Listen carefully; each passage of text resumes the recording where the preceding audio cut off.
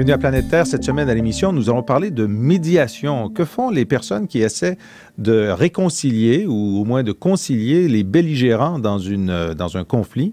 On en parle avec deux personnes qui connaissent bien la matière. D'abord, Joseph Maïla, qui travaille au Quai d'Orsay et qui est fondateur de l'Institut de formation à la médiation et à la négociation. Et notre propre Louise Otis, qui est médiatrice, qui était juge à la Cour d'appel, qui est maintenant chercheur invité au réseau francophone de recherche sur les opérations de paix. Vous allez voir, c'est tout un art que d'essayer de concilier ce qui semble parfois inconciliable. Et pour terminer, nous allons parler des films maudits. Avant la période des fêtes, vous allez sans doute aller au cinéma ou louer des DVD. Notre collègue Michel Marie vient de publier un petit ouvrage très intéressant sur les films qui subissent toutes sortes de malédictions, que ce soit du côté de leur réalisateur, de leur auteur, de leur distribution, ou même du décès d'un certain nombre de leurs protagonistes. Mais tout de suite après la pause, l'art délicat de la médiation.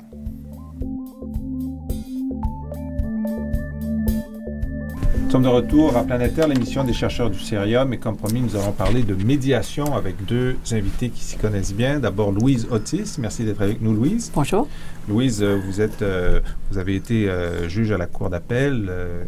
Vous avez fait de la médiation de différentes natures. Vous êtes maintenant médiateur, professeur, chercheur invité au réseau francophone des opérations de paix.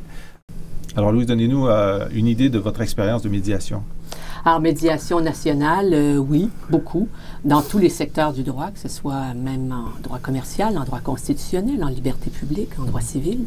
Et médiation internationale, maintenant que je suis médiateur privé, oui, entre des sociétés de différentes nations.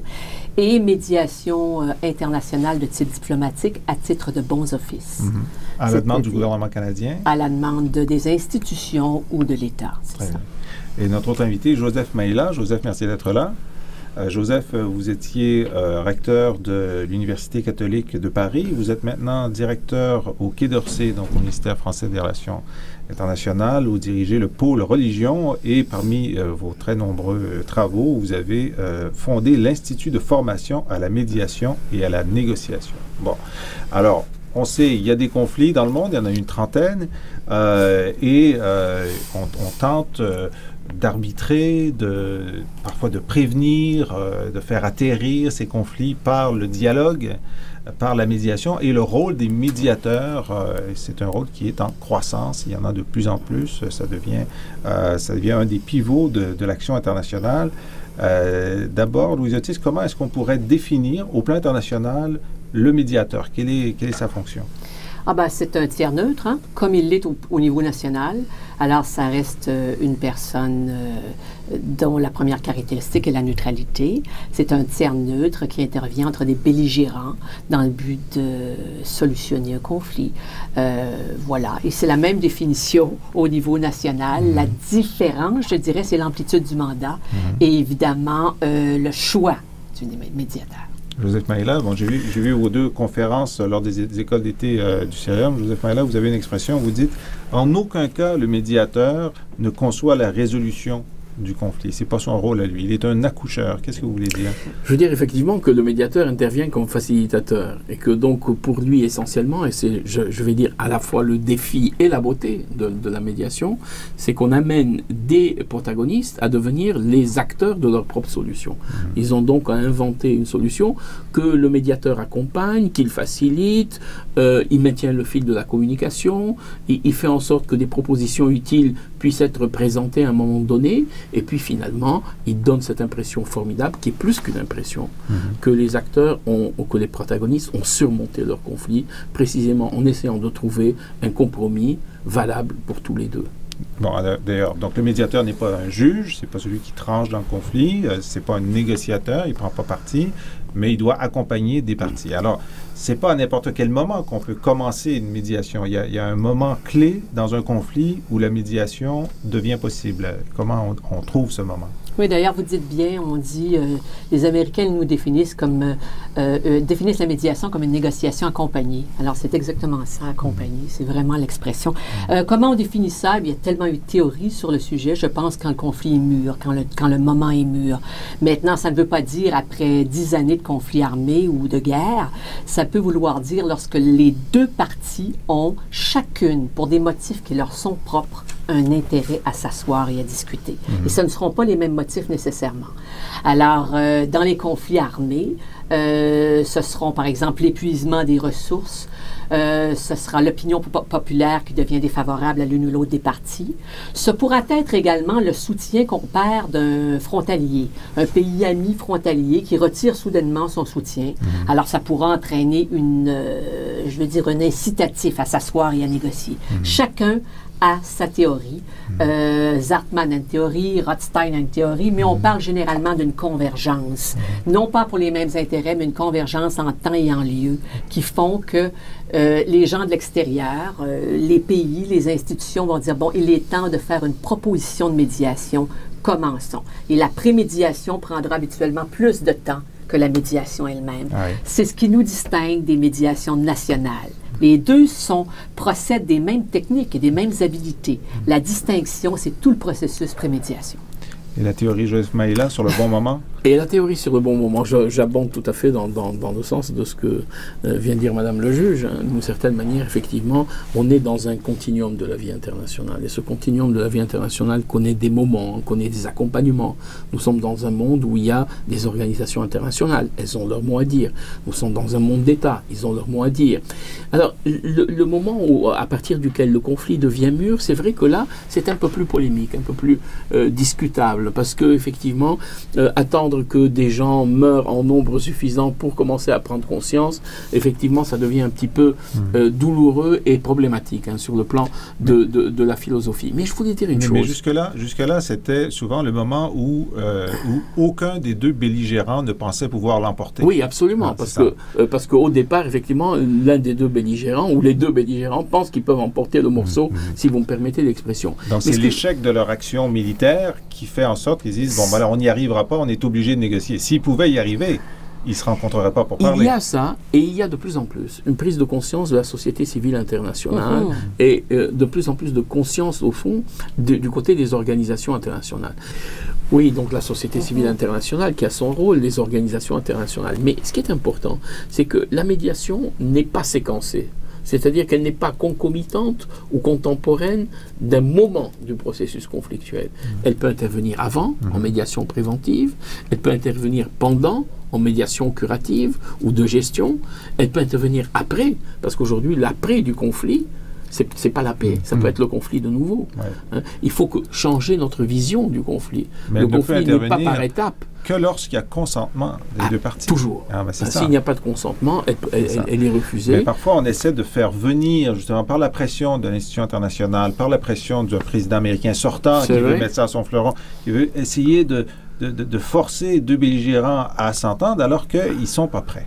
Alors, là, il y a un gaspillage, il peut y avoir une perte de crédit, de confiance et de momentum. C'est des moments extrêmement compliqués. Personnellement, on peut repérer, si vous voulez, deux types de conflits dans lesquels la pression a été très forte. On a la forme contractuelle de la médiation, mais on a le fond politique de la pression. Je ne sais pas, dans le conflit, par exemple, du Kosovo, à un moment donné, Mme Albright a convoqué au château de Rambouillet, dans une concertation internationale, l'ensemble des partis, kosovars et les Serbes. La partie a été entendue d'une certaine manière. Celui qui avait refusé d'accepter le compromis qui avait été préparé, à savoir M. Milosevic, a tenu bon en quelque sorte dans son refus. Quelques jours après, le Kosovo a été bombardé. Et donc là, il y avait il y avait un élément extérieur à la simple discussion. Mais vous avez par exemple la résolution du conflit libanais dans le cadre des accords de Taïf. L'accord était en quelque sorte préparé, c'était un accord de la Ligue arabe, préempté et avalisé par la communauté internationale. On a installé des députés dans une salle de réunion, on leur a dit vous ne sortez pas avant d'être d'accord, mais le texte est là, vous pouvez changer les choses si vous avez envie, mais pas trop, il n'y a pas de téléphone, il n'y a pas de contact avec l'extérieur. Et donc on peut avoir aussi, mais ça c'est le monde des relations internationales. Ouais, ça, il y a des moments où donc une force extérieure a la capacité, a le rapport de force nécessaire pour imposer une solution contre le vœu des belligérants. C'est ce qu'on appelle des médiations autoritaires. C'est ça. Mais lorsque ce n'est pas le cas, lorsqu'il y a effectivement deux forces en présence dans un pays où ça ne tient que d'eux de décider ou non de négocier, bon, il faut qu'ils soient tous les deux au point où c'est la meilleure solution possible. Ils n'ont pas réussi à prévaloir sur le terrain. Et là, on les met dans la pièce. Et Louise Otis, dans votre présentation, vous disiez, il y a un moment où le médiateur ne doit pas interrompre, c'est le moment du venting, où on pourrait dire la décompression, c'est le premier récit. Alors, racontez-nous de quoi il s'agit. Vous êtes pendant la médiation, on a commencé, sur le ils sont assis. Alors, les parties, ce qu'on appelle, sont en présence. On les a amenés à la table, ce qui prend des mois et des mois. Hein. Et les parties sont en présence, oui. Alors, les médiateurs vont, tout en contrôlant le processus d'une manière extrêmement subtile, vont permettre aux parties d'échanger sur les moments qui ont été cruciaux. À l'intérieur, si c'est un conflit armé, ça peut être un conflit international commercial. On va en voir de plus en plus de ceci. Alors, on va les amener donc à exprimer la manière dont ils ont perçu le conflit. N'oubliez jamais que la médiation, ça ne porte jamais sur les faits, ça ne porte que sur la perception des faits. En fait, pratiquement tous nos conflits dans nos vies, qu'on les prenne pour nous-mêmes ou qu'on les amène à l'extérieur ou entre les gens qu'on leur côtoie, c'est toujours une question de perception. On a énormément de difficultés à voir les faits pour ce qu'ils sont. Je me demande même si ça peut exister, nous disent les philosophes. Mais lorsque vous avez un conflit et vous dites les parties sont face à face et il n'y a pas les grands extérieurs qui sont intervenus, j'oserais vous dire que c'est quasi impossible. Il faut toujours, habituellement, on va aller chercher ce qui a une institution ou un pays qui a de la crédibilité qui est très près de nous. Voilà pourquoi moi, je valorise autant chez les Africains, parce que la plupart des conflits maintenant sont situés en Afrique. Il y en a au moins 26 petits, moyens et grands conflits. Que ce soit les Africains, par leurs institutions, qui puissent intervenir. L'Union africaine est intervenue en Tanzanie, Ouganda. Ils ont fait un bon boulot. Ils sont donc proches. Ils ont des espèces de racines. Ils ont une connaissance des conflits culturels et c'est extrêmement important. Rappelez-vous, la Ligue arabe et la conférence islamique ont été de premier rang dans le conflit Irak-Iran. S'ils n'étaient pas intervenus, je sais que ça a pris du temps, mais tout de même, ils ont eu un impact qui est assez marqué.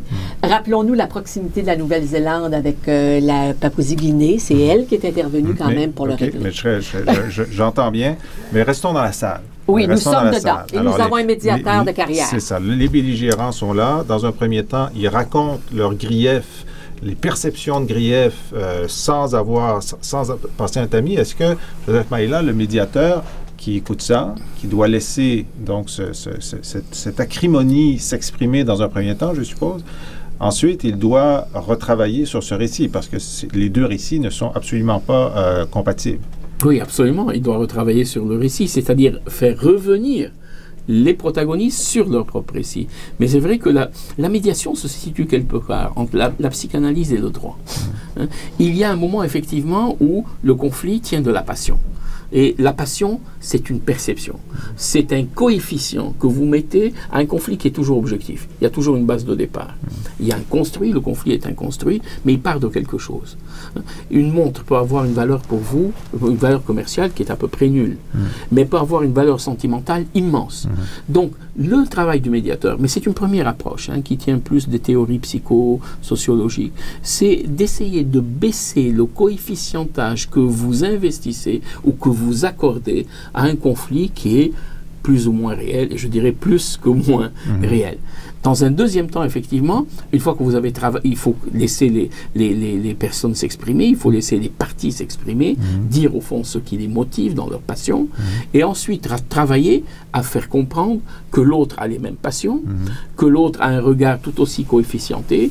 Vous n'allez pas leur dire, mais vous allez travailler à relativiser, mais doucement, avec modération, par petites touches, parce qu'il ne s'agit pas d'effondrer l'édifice de conviction, parce qu'un conflit, c'est un conglomérat, un agglomérat de conviction, de passion, de nationalisme, de rationalité, d'irrationalité, qui fait véritablement le motif de la mobilisation. D'ailleurs, quand un conflit baisse, c'est que la mobilisation ne suit plus. Et donc, il faut voir pourquoi on mobilise, pourquoi les gens se mobilisent. Dès qu'il y a un leader qui dit « derrière moi, après moi, suivez-moi », et il se retourne, il voit des gens. Et à un moment donné, dans un conflit, il se retourne, il n'y a plus personne. Donc, il faut essayer de faire sortir la passion, de dépassionner un peu le débat pour arriver aux faits objectifs s'ils existent, pour qu'on soit au moins d'accord sur les faits. Là. Alors je vais rebondir sur la formule. Il faut dépassionner, mais pas dévaloriser. Parce que les protagonistes sont dans une logique de conviction. Vous ne pouvez pas leur dire, bah, écoutez, entre nous, après vous avoir étendu, ça ne tient pas la route, votre affaire. C'est pas possible. En disant, je comprends parfaitement ce qui vous motive. Mais réfléchissons. Est-ce que véritablement, ça nécessite un tel investissement de violence, de haine, d'affrontement? Est-ce que vous avez entendu le point de vue adverse, qui est tout aussi chaud, en quelque sorte, tout aussi passionné?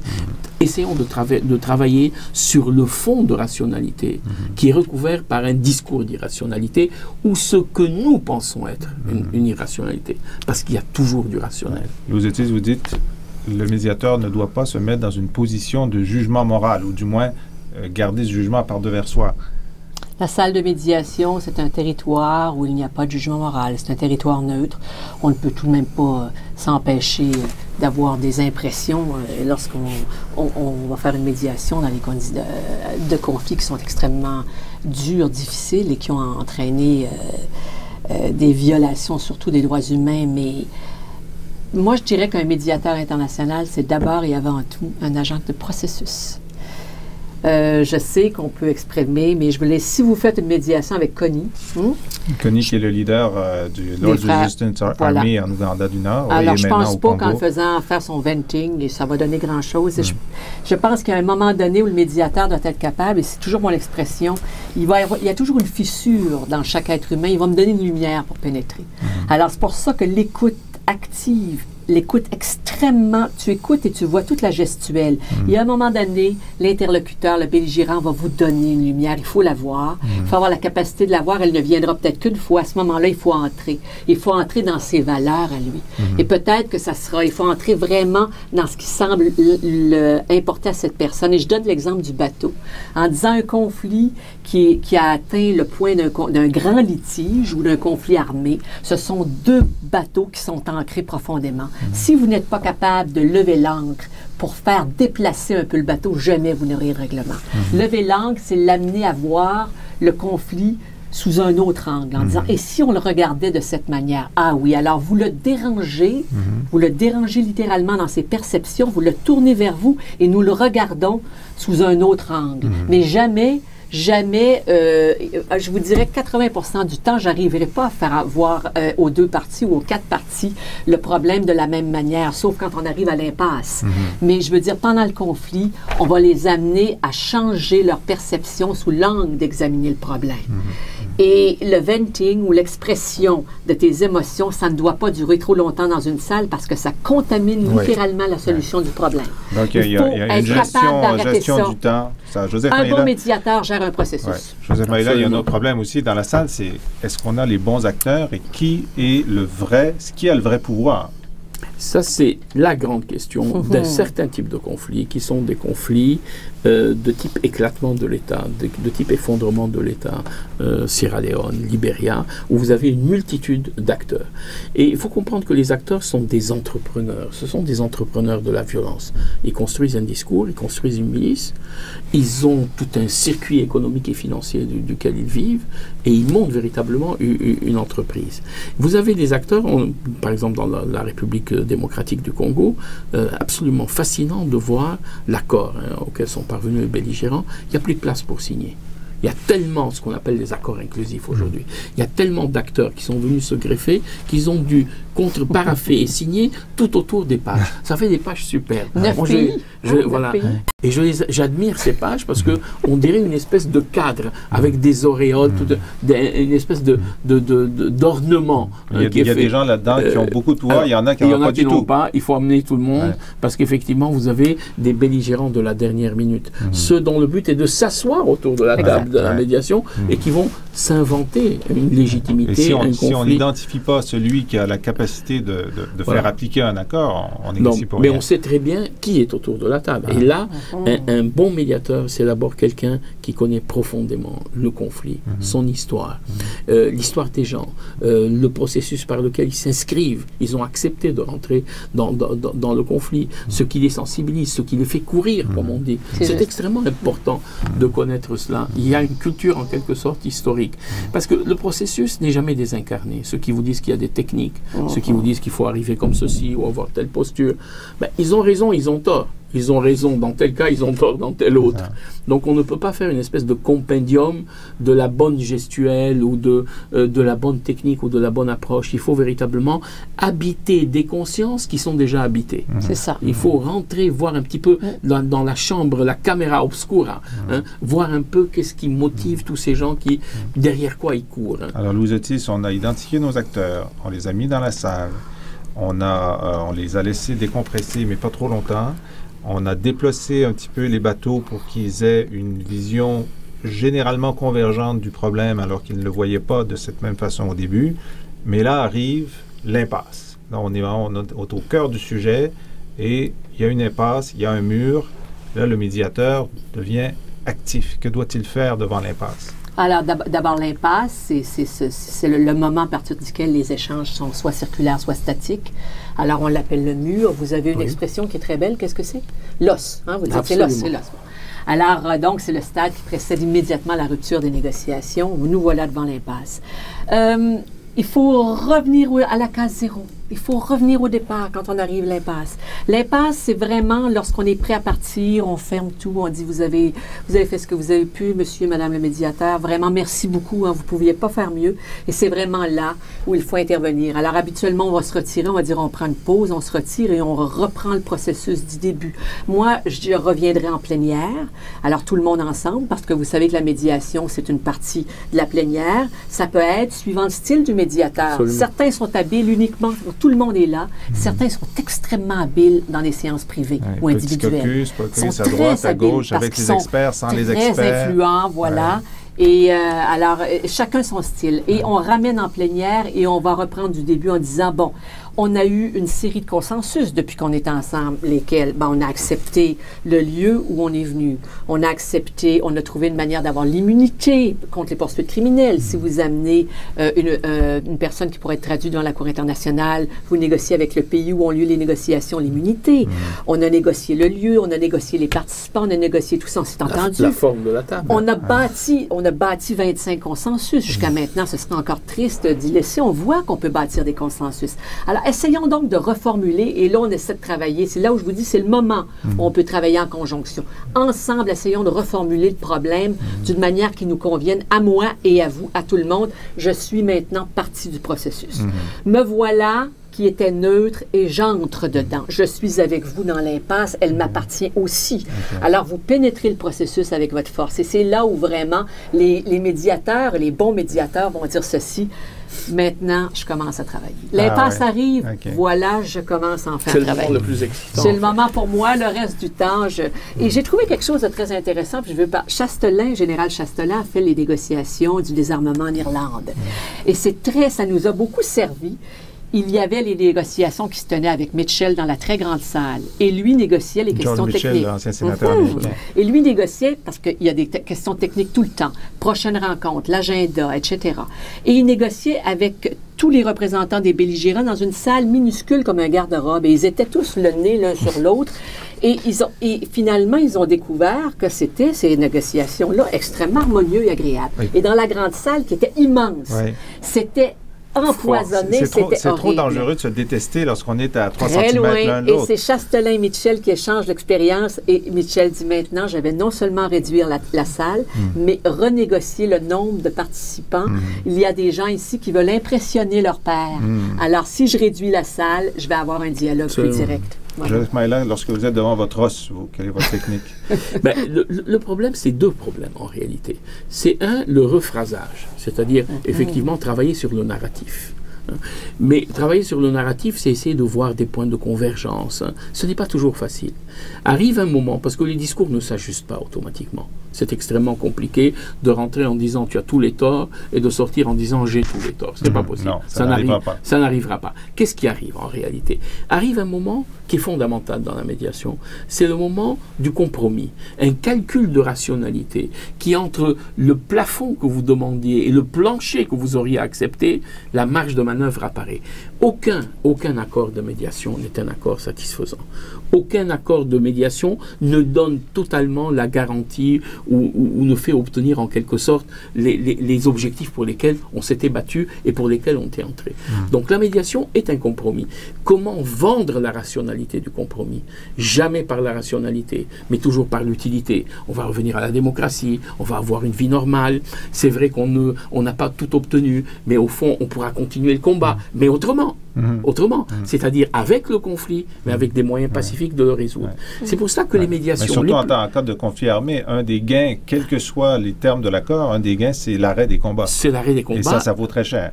Oui, d'abord, mais c'est là où il faut être extrêmement lucide. Est-ce qu'un accord de médiation, un compromis de médiation qui aboutit, il faut l'espérer, il faut le souhaiter, à un accord de paix, est-ce que pour autant, on est dans cette logique étapiste? Alors, personnellement, je ne suis pas partisan de l'étapisme. C'est-à-dire ceux qui pensent qu'un conflit, c'est une crise qui dégénère en conflit, arrive une médiation, on passe à une sortie de crise et on arrive à la paix. Non, il faut marcher droit et penser rond. C'est-à-dire se mettre des étapes. Mais en réalité, penser qu'après la paix, il y a la guerre. Si vous observez tous les accords de paix qui se sont passés en Afrique et qui ont essayé de passer la transition, de penser la transition de l'autoritaire vers le démocratique, à un moment donné ou à un autre, on a chuté, on a rechuté. Et donc, on a été obligé de passer un médiateur pour exprimer, pour expliquer les compromis ou les articles de la médiation. Bon, à un moment donné, les parties ne sont plus d'accord. Ils disent, mais on a accepté, mais il y a une partie qui ne joue pas le jeu. Et subitement, vous voyez une chute. Donc, la paix est toujours en rémission. Il faut toujours la fortifier. Il faut une médiation post-accord de paix? Ah Alors, oui. il faut une médiation, mais il faut être lucide. La médiation n'est pas le dernier mot. Qu'est-ce que c'est une médiation post-accord de paix? C'est maintenant... la consolidation de la paix aujourd'hui. Il faut ce qu'on appelle le post-conflit. C'est devenu aussi, sinon plus important que l'accord de médiation. C'est la mise en branle, ce qu'on ne faisait pas autrefois. C'est la mise en branle de toute une série ils appellent ça des steps, mais toute une série d'étapes que l'on doit suivre. Et c'est aux 2 mois, aux 3 mois, aux 4 mois, et on ne les laisse pas. On ne laisse pas les belligérants après la signature du traité. Ils vont revenir rendre compte. On va envoyer des observateurs internationaux. N'oublions pas que les Nations unies font 27% de toutes les médiations internationales au monde, et le reste quasiment divisé entre la Suisse et la Norvège, qui ont comme pays établi des systèmes nationaux de médiation internationale. Et je leur rends hommage à chaque fois parce qu'ils investissent de leurs fonds pour ça. Et ceux-là vont suivre, on appelle ça suivre le post-conflit. Alors, il va y avoir des gens qui vont vraiment être là. Plus, ils vont intéresser de plus en plus, ce que j'ai remarqué, c'est le monde des affaires. Les hommes et les femmes d'affaires des pays en guerre sont de plus en plus intéressés à la solution des conflits. Les conflits en Amérique centrale ont trouvé leur point de résolution grâce à l'intervention du monde des affaires. Ils doivent être, ils sont maintenant partie prenante des conflits internationaux. Ceux-là vont travailler très fort dans le post-conflit parce qu'ils sont là, ils habitent la place, ils vont participer aux réunions sectorielles. Où en est-on avec tel article, la mise en application et tout. Donc, on les tient serrés à la gorge pendant des années. C'est la seule manière d'obtenir le respect des traités de paix. Absolument. Je suis d'accord, et pour justement rebondir là-dessus, quand vous avez résolu un problème qui était un problème conjoncturel de violence, qui était une guerre, est-ce que pour autant, parce que vous êtes arrivé à un compromis, vous avez solutionné les causes structurelles qui génèrent la conflictualité? Donc, il faut accompagner. Le post-conflit, c'est quoi?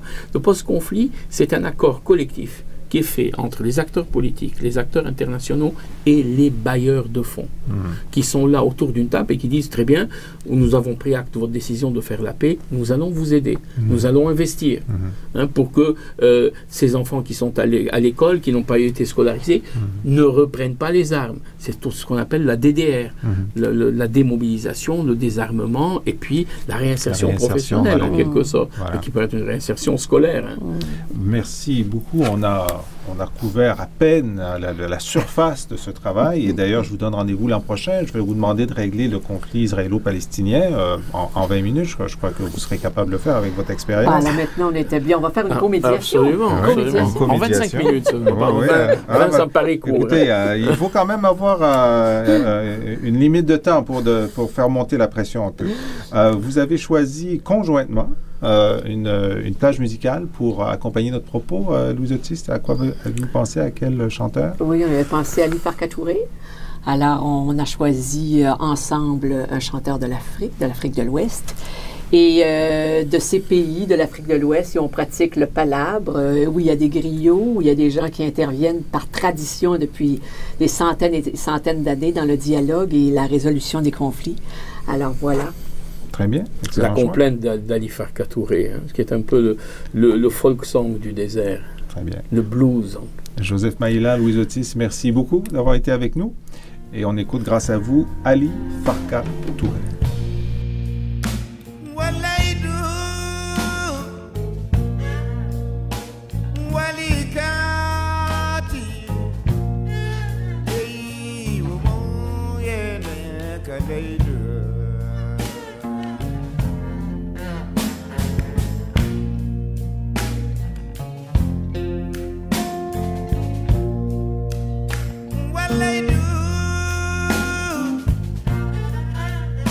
Nous sommes de retour à Planète Terre, l'émission des chercheurs du Cérium. Ici Jean-François Lisée. Je vais vous raconter une histoire. C'est l'histoire de quelqu'un qui essaie de faire passer un bateau entre deux rivières, mais il y a une guerre frontalière entre les deux pays proches de cette rivière au moment où il veut faire ça. Ensuite, il y a une sécheresse exceptionnelle qui baisse le niveau du fleuve. Le bateau s'est enlisé sur les bancs de sable. Il a fallu attendre le retour de la saison des pluies pour repartir. Le campement est alors inondé par des pluies diluviennes.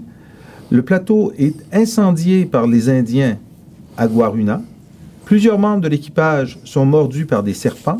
Certains d'entre eux ont été paralysés, d'autres amputés ou se sont noyés. Est-ce que je vous raconte un scénario de film? Non. Je vous raconte ce qui s'est produit pendant le tournage d'un film. Et je vous le raconte grâce à Michel Marie. Merci d'être là, Michel. Michel, vous êtes un spécialiste de cinéma, vous êtes le titulaire de la chaire de la France contemporaine au Cérium cette année, et vous venez de publier les films maudits avec l'équipe de Monsieur Cinéma aux éditions Armand Collin. Alors, les films maudits, c'est une collection, c'est un choix que vous avez fait de films qui sont connus, ou certains peu connus, mais enfin, que vous retenez parce que la malédiction a entouré soit la fabrication, soit la distribution des films. Alors, d'abord, je dois vous dire que j'ai trouvé ça fascinant, mais dites-nous d'abord, qu'est-ce que c'est qu'un film maudit? Quelle est votre définition? C'est un film qui a porté la poisse d'une manière ou d'une autre à son réalisateur, ou bien aux acteurs, ou bien à la production, enfin, qui a connu des catastrophes, donc à quelque stade que ce soit de la réalisation.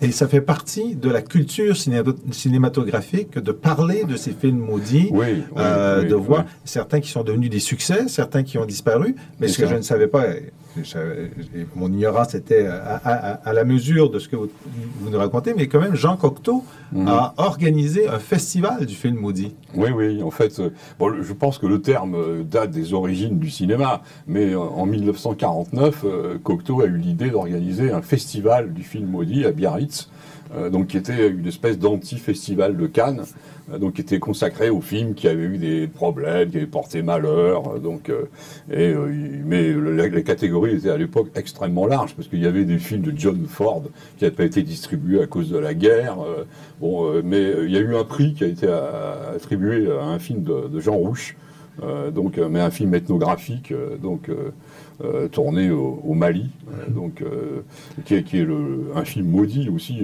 mais parfois, ils disaient maudit parce que la critique ne les aime pas ou que les distributeurs ne veulent pas les montrer en salle, mais nous, Jean Cocteau et ses amis cinéastes et intellectuels, aimaient ces films. C'est ça, en fait, ça vient de la notion de poète maudit, c'est une transposition de la catégorie littéraire au cinéma. Donc au cinéma, c'est devenu très légendaire. Alors, il y a des films qui sont des projets avortés, même parfois le projet de toute une vie. Il y en a un qui c'est Don Quichotte, qui réussit à faire mordre la poussière à 2 grands réalisateurs. Racontez-nous. Oui, c'est-à-dire comme ça correspond d'ailleurs au mythe du personnage, mais en tout cas le projet le plus célèbre c'est celui d'Orson Welles. Mais Welles c'est un spécialiste des films maudits. En fait, il a réussi à vraiment terminer un seul film totalement. Citizen Kane. Et puis tous les autres, il a connu soit des problèmes avec le distributeur qui a remanié le film, etc. Donc il a commencé un Don Quichotte dans les années 50 et il l'a jamais terminé. Parce que le budget était insuffisant, parce qu'il tombait dans des conditions très très difficiles au Maroc, parce que il y avait des intempéries au niveau du tournage, etc. Donc il le recommençait tous les 2 ou 3 ans. Et en fait, c'est après sa mort, c'est un réalisateur espagnol, Jesus Franco, qui a à partir des éléments a tourné un Don Quichotte partiel, tel que Welles l'avait rêvé. Avec ce que Welles avait fait. Et puis ensuite, Terry Gilliam, qui est un des anciens Monty Python, qui a réalisé le magnifique Brazil, entre autres, a voulu s'attaquer au sujet. Qu'est-ce qui s'est passé? Donc, c'est un film à propos du personnage, l'homme qui tua Don Quichotte. En fait, il avait prévu un assez gros budget en Espagne. Et il avait pris que pour interpréter le rôle titre Jean Rochefort, l'acteur français, qui était par ailleurs un très bon cavalier, un spécialiste des chevaux. Mais malheureusement, au tout début du tournage, il a eu une hernie discale, des problèmes de sciatique épouvantables, donc il ne pouvait plus du tout monter à cheval. Alors que tout le film, Don Quichotte est toujours à cheval. Voilà, c'est ça, d'une part. Et puis en plus, il y a eu des tas de problèmes aussi, des orages, destruction de décors. Ils n'avaient pas prévu que le terrain où il tournait était à côté d'un terrain d'aviation où des supersoniques passaient tout le temps. Donc ça a été une catastrophe. Et au bout de 8 jours, ils ont arrêté les frais. Et il y a un documentaire sur cette aventure où on voit à un moment Terry Gilliam qui parle à son producteur ou à son assureur, et il y a un moment où il ferait plus d'argent d'arrêter le film parce que l'assurance paierait que d'essayer de continuer. Oui. Donc il a racheté les droits 10 ans après, puis on a annoncé à Cannes l'année dernière qu'il allait peut-être enfin le réaliser. Alors il y a des acteurs qui deviennent malades comme Jean Rochefort pendant des tournages, il y en a qui se désintéressent du tournage, mais il y a un cas qui est un des grands films, Apocalypse Now de Coppola, celui qui avait réalisé Les Parrains, où lui menace de se suicider pendant le tournage. Alors qu'est-ce qui se passe avec ça? C'est-à-dire, en fait, c'est un très gros budget, c'est un film qu'il a lui-même produit, il s'est énormément investi, mais les conditions de tournage étaient extrêmement difficiles.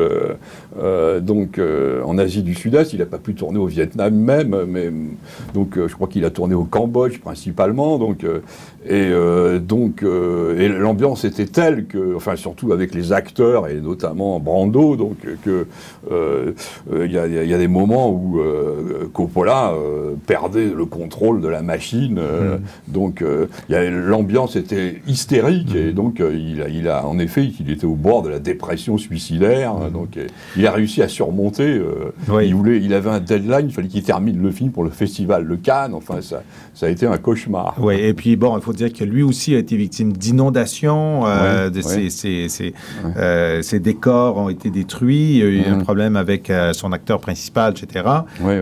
Mais il arrive au Festival de Cannes et là, il est presque ruiné parce qu'il a mis toute sa fortune personnelle dedans. Et qu'est-ce qui se passe au festival?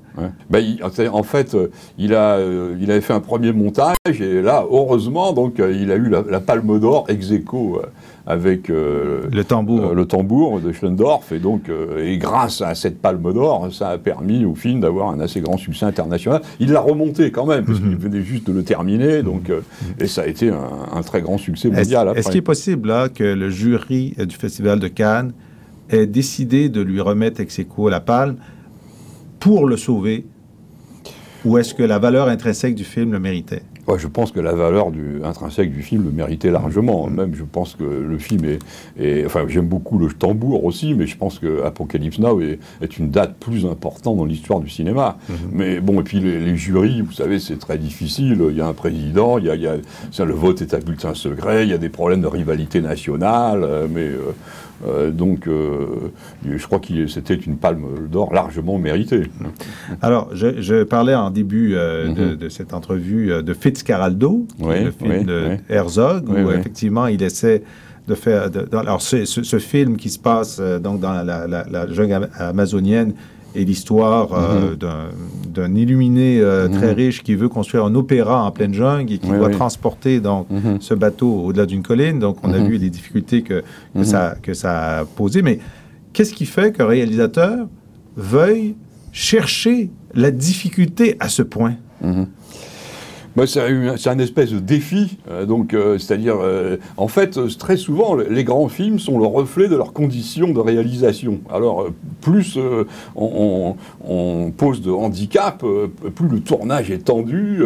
L'exemple extraordinaire, c'est celui de L'Enfer aussi, de Clouzot. Il choisit comme lieu de tournage dans le Cantal, donc une vallée qui allait être inondée, parce qu'on construisait un barrage électrique, près du viaduc de Gabarit. Et donc, alors, il avait, je sais pas quoi, mettons, 6 semaines, et après, il fallait que le film soit terminé. Et il a multiplié les plans d'essai, enfin, et pour retarder, etc. Puis ça, il est allé à la catastrophe, quoi, parce que les acteurs devenaient fous, il faisait 40 000 prises, il refaisait des essais de décors. Et d'ailleurs, lui-même a attrapé une crise cardiaque et le film a été annulé. Est-ce qu'il en reste quelque chose? Oui, il en a quand même tourné à peu près 40 minutes. L'année dernière, on a retrouvé les rushs au laboratoire. Et un jeune historien français a fait un documentaire extraordinaire sur le tournage de L'Enfer. Alors, c'est ça qui est intéressant parce que ces films maudits dont vous parlez, maudits à différents égards, intéressent l'histoire du cinéma, les historiens, on essaie de retrouver les films, de retrouver les rushs, de les remettre en ordre, de faire soit un documentaire, soit une tentative de rebâtir le film tel qu'il était. Et il y a évidemment la question des remontages. On en a parlé tout à l'heure pour Orson Welles. Orson Welles écrit les magnifiques Amberson, qui est un film assez audacieux. Et comme il s'en va tourner autre chose, les producteurs décident qu'ils n'aiment pas la structure du film, le remontent complètement. Et là, plusieurs années après, là, c'est la mode des director's cut, d'ailleurs, mais avant même que les DVD apparaissent. Donc, il y a cette volonté de remonter le film tel que le réalisateur l'avait voulu. Oui. En fait, les films n'existent jamais en version unique. C'est une belle légende. Donc, il y a toujours des versions multiples. En fait, quand on tourne un film, en général, on tourne au moins 4-5 fois le métrage, si ce n'est pas 100 fois le métrage. Donc, alors, à partir de ces images, on peut faire 10 films différents. Alors, il y a toujours des conflits entre le producteur, le distributeur et le réalisateur. Donc, par exemple, le distributeur veut que le film fasse 1h30, 2 heures maximum parce qu'il veut faire 5 séances dans la journée, etc. Donc des réalisateurs veulent faire des films de 5-6 heures, donc c'est des questions d'amortissement. Et donc alors souvent la version qui sort, c'est une version de compromis, mais qui correspond pas toujours à ce que le réalisateur voulait. Donc alors après donc l'édition DVD a lancé la mode des director's cuts, mais c'est une très vieille pratique. Et par exemple, on voit que dans un cas français, Lola Montes, donc le réalisateur avait fait une série de flashbacks et c'était un truc assez compliqué. C'était un échec commercial. La foule a hué, n'a pas aimé du tout cette interprétation ou cette façon de montrer le truc. Et là, le film appartient pas au réalisateur, le film appartient à la maison de production qui décide de remonter complètement le film avec quelque chose de complètement contraire à la volonté du réalisateur. Le remet en salle, c'est un autre échec. Oui. Alors, il y a parfois où le film est vraiment maudit. Dans le temps qui nous reste, j'aimerais qu'on discute, Michel Marie, des films qui ont l'air vraiment d'être entourés d'une malédiction au sens propre. Rosemary's Baby. En quoi est-ce qu'en plus d'être le récit d'une femme qui est obligée d'enfanter l'enfant du diable, en quoi est-ce que le film lui-même semble entouré d'une malédiction?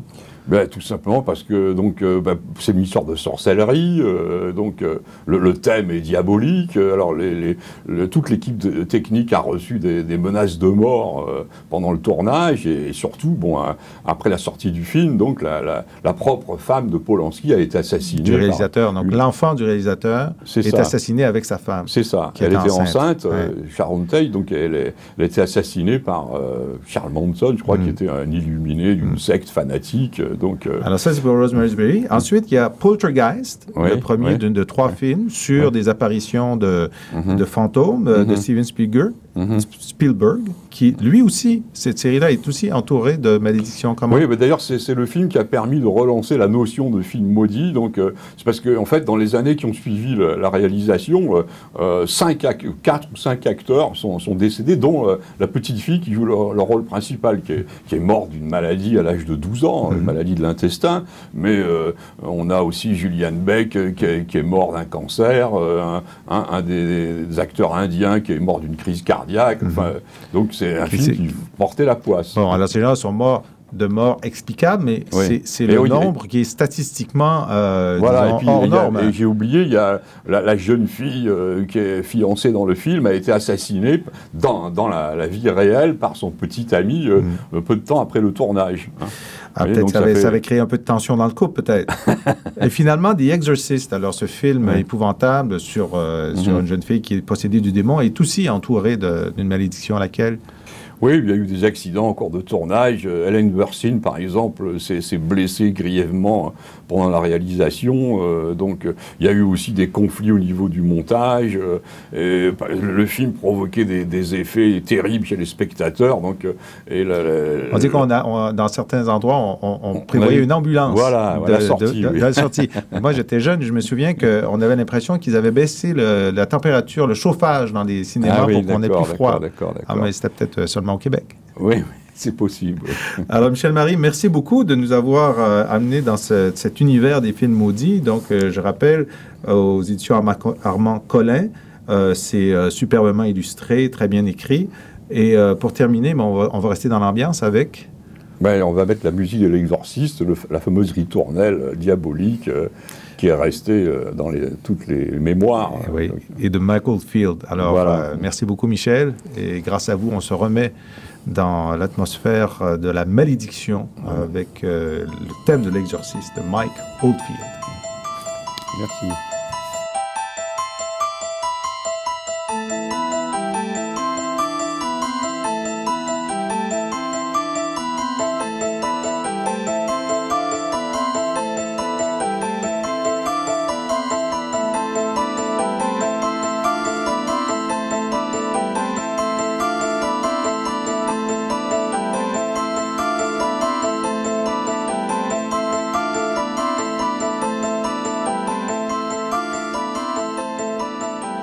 Voilà, c'était notre émission pour cette semaine. J'espère qu'elle vous a plu.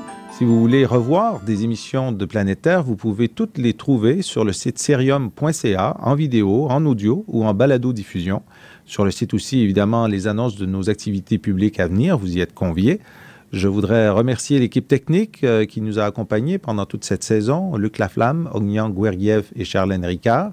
Au cours des prochaines semaines, nous vous présenterons certains des meilleurs moments de la saison et on vous revient avec de nouvelles entrevues, de nouveaux sujets en janvier.